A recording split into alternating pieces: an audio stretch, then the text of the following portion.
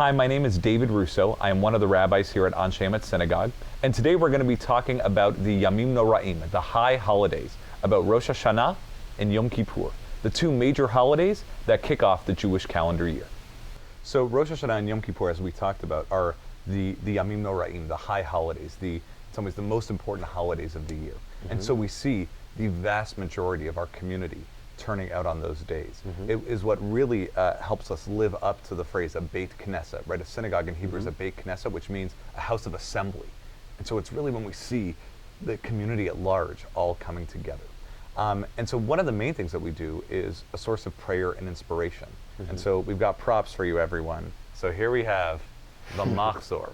This is the prayer book that we use on the high holidays. It's pretty new. It's from the past few years. And it is a beautiful, it's very well laid out with the Hebrew on one side, the English on the other, with the transliteration at parts, meaning spelling out the Hebrew but in English words so that people who can't read Hebrew can still read it, along with a really meaningful and spiritual commentary along the sides. And so so during the service, we will be praying from this Machzor, from this prayer book, and in a combination of Hebrew songs that we all sing together, and listening to the beautiful service leaders, including our chazanim, our cantors, our choirs, and also with various English inspirational readings.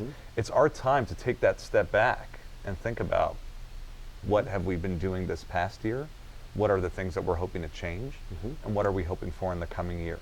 There will also be different ceremonial pieces to keep in mind during the service itself. There's going to be the blowing of the shofar. So this is a ram's horn that we use to blow various sounds, which are meant to wake people up, to call them to action, to call them to live up to the better person, the better self that they hope to be. You'll see some of the service leaders wearing white, and then for the congregant, for the person who is walking in, it is a chance to go to our service, to be a part of the service, to open up the Siddur, to the Machzor, the prayer book, and also to open up the heart, to think about what are the things I've been up to this coming year, and what am I hoping that this upcoming year will bring.